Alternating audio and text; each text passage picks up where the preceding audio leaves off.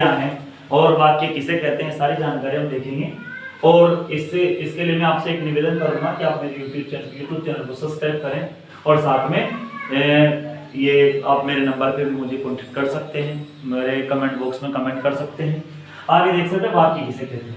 शब्दों के सार्थक और व्यवस्थित समूह को वाक्य कहते हैं। वाक्य किसे कहते हैं? शब्दों के सार्थक और व्यवस्थित समूह को हम लोग वाक्य कहते हैं। वाक्य के तत्व क्या क्या है? वाक्य के अनिवार्य तत्व होते हैं आकांक्षा, योग्यता, निखरता, है ना, इसको आसक्ति भी बोलते हैं, पद, क्रम और अन्वय। इसके बाद वाक्य के मूल और अनिवार्य घटक, है ना। वाक्य के घटक आते हैं तो मूल और अनिवार्य घटक क्या होते हैं? एक तो कर्ता और क्रिया। मूल घटक और अनिवार्य घटक क्या होते हैं? कर्ता और क्रिया। इसके अलावा अन्य घटक होते हैं जिन्हें हम ऐच्छिक घटक भी कहते हैं, विशेषण, क्रिया विशेषण, कारक, इस तरह के ये घटक होते हैं। आगे देखते हैं वाक्य के भेद।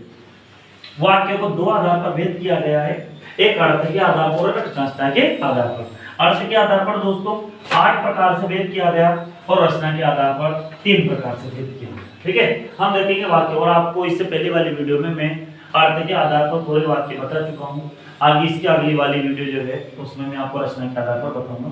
चलो देखते हैं। अर्थ के आधार पर 8 होते हैं: विधानवाचक, निषेधवाचक, प्रश्नवाचक, विस्मयादिबोधक, आज्ञावाचक, इच्छावाचक, संकेतवाचक और संदेहवाचक। ये 8 प्रकार के इसके अर्थ के आधार पर वाक्य होते हैं।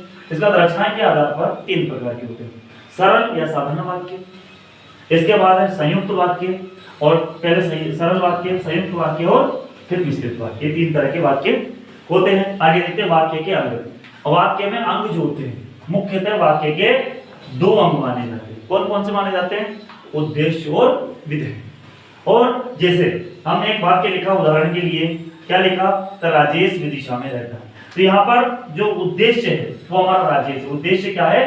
राजेश है, और विधेय क्या है? विदिशा में रहता है। तो हमें ध्यान रखना है कि वाक्य किस प्रकार के होते हैं, क्या भेद होते हैं। और आगे आप सबसे निवेदन है मेरा कि आप अगली वीडियो देखते रहेंगे ताकि आपको इसके आगे की व्याकरण मिलती रहे। सभी का धन्यवाद।